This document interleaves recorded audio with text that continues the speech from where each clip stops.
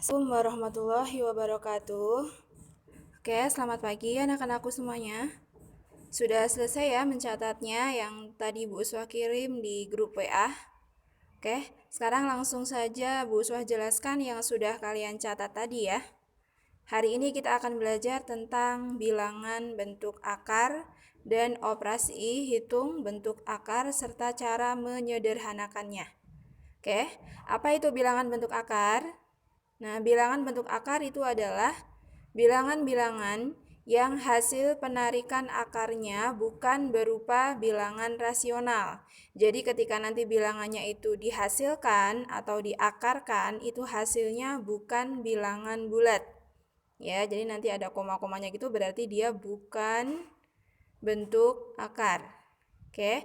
Nah, contohnya di situ ada akar 1. Nah, akar 1 itu hasilnya adalah 1. Ya, dari mana? Karena kan 1 pangkat 2 itu hasilnya 1 ya. Sehingga kalau akar 1 berarti hasilnya adalah 1. Nah, karena itu hasilnya bulat, berarti 1 itu bukan bentuk akar. Ya, bukan bentuk akar. Kemudian kalau yang akar 2, akar 2 itu kalau dihitung pakai kalkulator, nanti kamu coba dibuktikan dengan kalkulator kamu ya. Kalau ada akar 2 itu hasilnya kan seperti itu, 1,414213562 dan seterusnya, nggak ada habisnya. Nah, itu berarti dia namanya bentuk akar. Ya, artinya akar 2 itu adalah bentuk akar. Kalau akar 1 tadi bukan bentuk akar karena hasilnya bulat yaitu 1. Gitu ya. Kemudian contoh lain ada akar 3. Akar 3 itu kalau dihasilkan 1,732050808 dan seterusnya.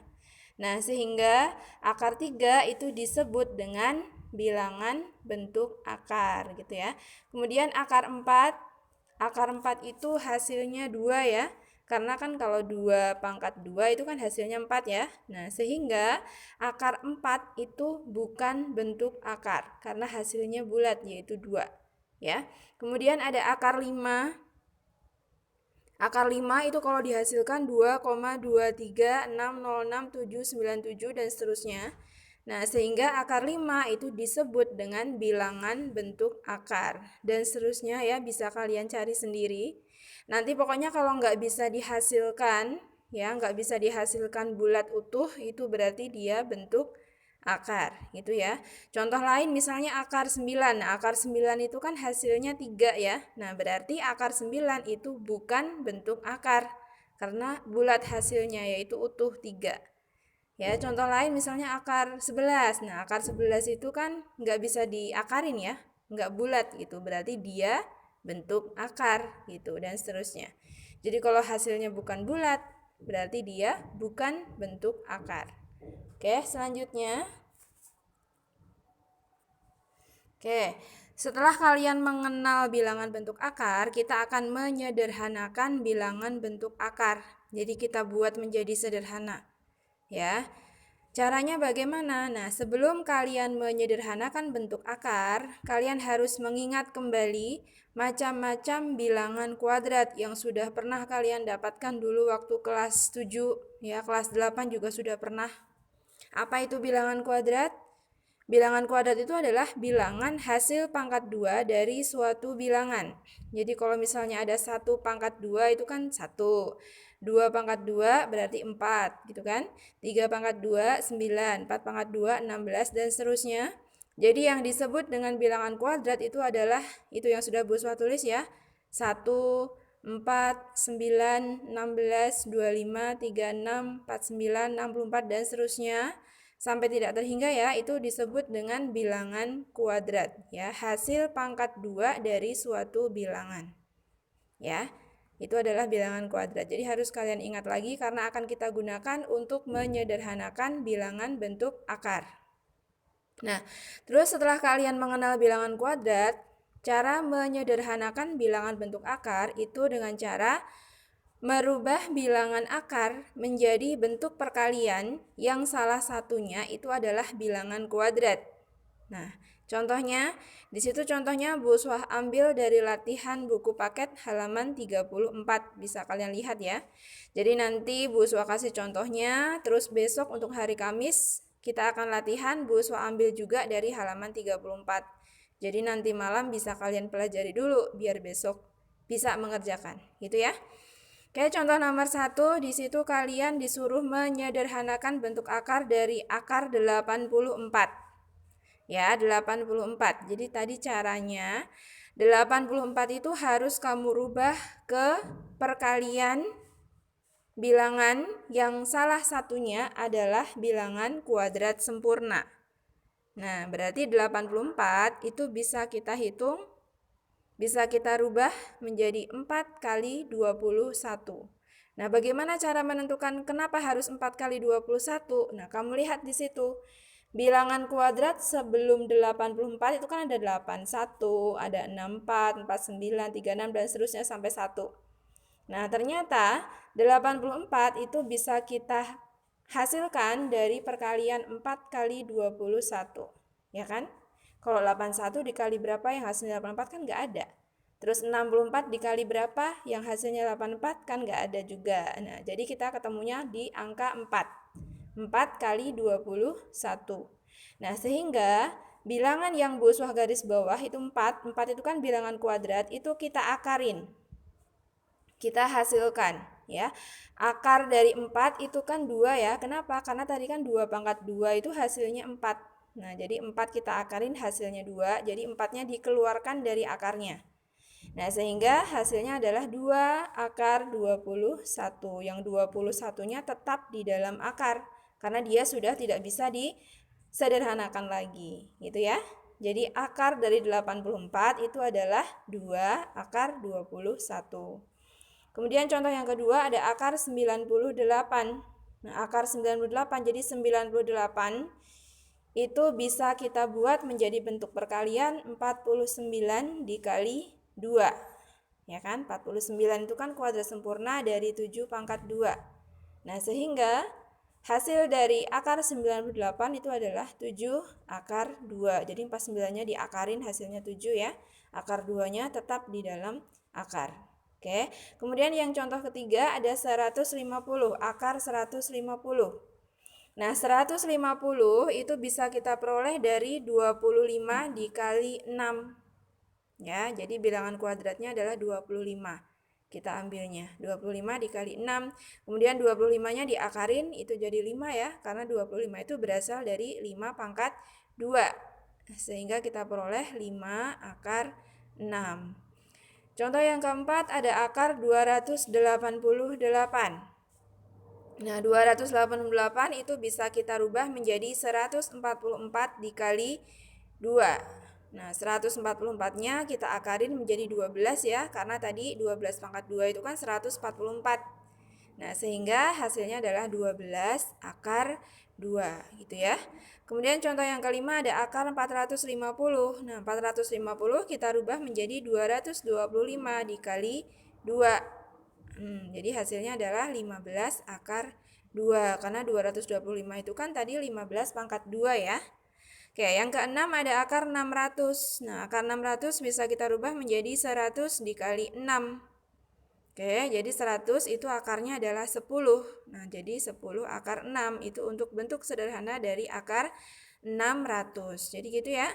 Untuk menyederhanakannya, caranya dengan merubah ke bentuk perkalian. Yang salah satunya itu adalah bilangan kuadrat sempurna. Gitu ya. Nah, contoh misalnya, yang nggak bisa bagaimana? Misalnya akar 600 boleh nggak Bu kalau kita rubah menjadi 300 dikali 2? Ya boleh 300 kali 2, tapi kan 300 bukan kuadrat sempurna. 2 juga bukan kuadrat sempurna. Jadi dirubahnya harus yang salah satunya adalah bilangan kuadrat sempurna. Gitu ya, sehingga bisa disederhanakan. Itu untuk menyederhanakan bilangan bentuk akar. Oke? Nah, yang selanjutnya kita langsung ke penjumlahan dan pengurangan bilangan bentuk akar. Di situ Bu Uswah kasih kotak merah karena itu penting ya. Artinya apa? Artinya kalau penjumlahan dan pengurangan bentuk akar itu bilangan yang di dalam akarnya harus sama. Harus sama. Kalau tidak sama berarti tidak bisa dijumlahkan dan tidak bisa dikurangkan. Jadi di situ ada A akar M ditambah B akar M, maka yang kita jumlahkan cukup bilangan yang di depan akarnya ya, A ditambah B akar M. Jadi akar M-nya tuh tetap. makanya harus sama bilangannya. Untuk pengurangan juga sama, ada A akar M dikurangi B akar M, maka hasilnya jadi A dikurangi B akar M. Jadi yang dihitung hanya bilangan yang di depan akar, gitu ya. Syaratnya harus diingat bahwa bilangan di dalam akarnya harus sama. Jadi di situ dituliskan, maka bilangan bentuk akar bisa dijumlahkan dan bisa dikurangkan jika bilangan dalam akarnya sama. Kalau nggak sama nggak bisa. Oke. Contohnya tetap masih Bu Uswa ambil dari halaman 34 ya. Di situ contoh yang pertama Bu Uswa ambil dari akar 63 ditambah akar 28. Nah, akar 63 ditambah akar 28 belum bisa kita jumlahkan kalau bilangan yang di dalam akarnya belum sama. Artinya berarti bentuk akarnya harus kita sederhanakan dulu. Caranya sama seperti tadi sebelumnya ya, menyederhanakan bentuk akar. Jadi 63-nya harus kita rubah menjadi bentuk perkalian. Kemudian yang 28 juga kita rubah dulu. Yang salah satunya adalah bilangan kuadrat sempurna. Oke. Jadi akar 63 itu bisa kita rubah menjadi 9 kali 7. Ya, kemudian 28 kita rubah menjadi 4 kali 7. Nah, dimana kalau 9 kali 7, 9 itu kan akarnya 3 ya. Jadi 3 akar 7. Kemudian 4 itu akarnya 2, jadi 2 akar 7. Nah, bisa kalian lihat bahwa di situ bilangan bentuk akarnya sudah sama, yaitu sama-sama akar 7, ya kan? Nah, kalau sudah sama-sama akar 7, baru bilangan yang di depan akarnya bisa kita jumlahkan. Sehingga menjadi 3 ditambah 2 akar 7. Akar 7-nya tetap ya. Hasilnya menjadi 5 akar 7. Jadi di sini penjumlahan bentuk akar itu sama halnya seperti penjumlahan aljabar yang sudah kalian pelajari di kelas 7 dulu. Ya, kalau ada 2 akar A ditambah 3 akar A, berarti kan akar A-nya tetap ya, yang kita jumlahkan hanya koefisiennya saja, gitu ya. Jadi sama halnya seperti bentuk aljabar. Oke, contoh yang kedua, ada akar 200 dikurangi akar 50 ditambah akar 32. Oke, langkah yang pertama harus kita sederhanakan dulu bentuk akarnya 1/1. Oke, di situ 200 kita rubah menjadi 100 akar 2, kemudian 50 kita rubah menjadi 25 akar 2, 32 kita rubah menjadi 16 akar 2. Nah, jadi seperti itu ya, sama seperti tadi. 100 itu akarnya 10, 25 akarnya 5, 16 akarnya 4. Nah, kalau sudah, karena di situ akarnya sudah sama semua, yaitu akar 2, berarti bilangan yang di depannya bisa langsung kita hitung. Di situ ada 10 dikurangi 5, kemudian ditambah 4. Ya, hasil akhirnya adalah 9 akar 2. Jadi akar 2-nya tetap. Oke. Contoh yang ketiga, di situ Bu Uswa bulatin kenapa? Karena di situ tidak ada di halaman 34 ya. Jadi Bu Uswa ambil contoh lain. Ya, nanti biar kalian kalau ketemu soal seperti itu nggak bingung ya. Jadi yang ketiga ada akar 75 ditambah akar 147 dikurangi akar 80. Sama seperti tadi, semuanya kita rubah ke bentuk perkalian ya, sehingga diperoleh seperti itu. Ada 5 akar 3, kemudian ada 7 akar 3, ada 4 akar 5. Nah, kita lihat di situ. Ternyata setelah kita sederhanakan, di situ ada yang akar 3 dan ada yang akar 5. Nah, sedangkan tadi syaratnya, kalau penjumlahan dan pengurangan bentuk akar, itu bentuk akarnya harus sama. Nah, berarti yang bisa kita hitung hanya yang bentuk akarnya sama.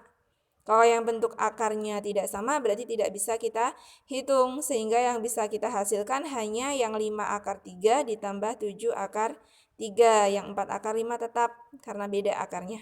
Ya, jadi yang kita hitung hanya 5 ditambah 7, itu 12 ya. Jadi hasilnya adalah 12 akar 3 dikurangi 4 akar 5. Udah, hasilnya sudah seperti itu, udah nggak bisa dihitung lagi. Berarti sudah cukup sampai di situ. Kenapa? Karena akarnya sudah tidak sama. Ya, oke. Selanjutnya yang terakhir. Yang terakhir adalah tentang perkalian dan pembagian bilangan bentuk akar.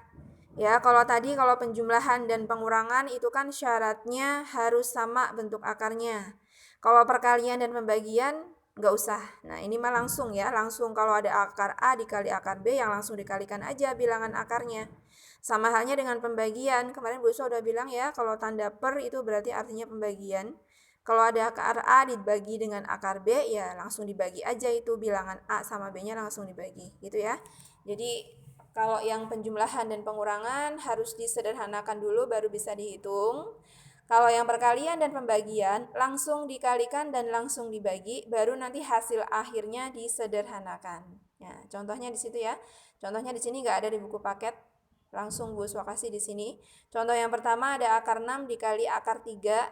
Ya, karena itu perkalian berarti langsung dikalikan aja bilangannya, nggak usah pakai disamakan dulu. Langsung dikalikan 6 kali 3 itu 18 ya. Nah, hasilnya kan akar 18. Nah, setelah ketemu hasilnya baru disederhanakan. Nah, 18 itu kita rubah menjadi 9 dikali 2. Berarti 9 itu kan akarnya 3. Nah, hasilnya adalah 3 akar 2 gitu ya. Kemudian yang kedua, ada 2 akar 10 dikali 3 akar 5. Jadi semuanya langsung dikalikan kalau perkalian ya. Yang di depan akar kita kalikan sendiri, yang di dalam akar juga kita kalikan sendiri. Ya, di situ ada 2 kali 3, kemudian 10 dikali 5 di dalam akarnya.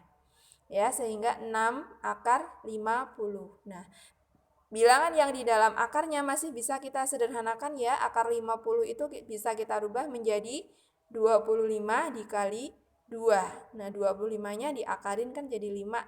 Nah, sehingga di situ kita peroleh 6 dikali 5 akar 2. 6 itu dari tadi ya, yang 2 kali 3 itu. Nah, 5 kita peroleh dari akar 25. Nah, sehingga hasil akhirnya adalah 30 akar 2. Contoh yang ketiga, ini contoh pembagian. 8 akar 200 dibagi 2 akar 8. Nah, 8 dibagi 2 kita hitung dulu, hasilnya 4. Kemudian akar 200 dibagi akar 8 itu adalah akar 25. Nah, kebetulan di situ akar 25 itu kan kuadrat sempurna. Jadi langsung bisa kita hasilkan yaitu 5. Sehingga hasilnya adalah 4 kali 5 atau 20. Gitu ya untuk nomor 3. Kemudian yang nomor 4 ada 5 akar 12 dikali akar 5. Nah, bilangan yang di depan akarnya hanya 5 ya, berarti 5 aja. Kemudian yang di dalam akarnya ada 12 dikali 5 itu 60. Nah, 60-nya kita sederhanakan menjadi 4 kali 15. Nah, 4-nya kita keluarin jadi 2 karena akar 4 itu kan 2. Nah, sehingga kita peroleh 5 kali 2 akar 15 sama dengan 10 dikali akar 15. Jadi hasilnya adalah 10 akar 15. Oke, itu untuk penjelasan hari ini ya. Seperti biasa, Bu Swa tunggu tugasnya mencatat, nanti dikirimnya di WA aja. Ya, untuk besok latihan yang sudah kita pelajari hari ini. Oke, semoga bisa kalian pahami ya. Kalau ada yang nggak paham bisa langsung ditanyakan. Terima kasih untuk hari ini. Assalamualaikum warahmatullahi wabarakatuh.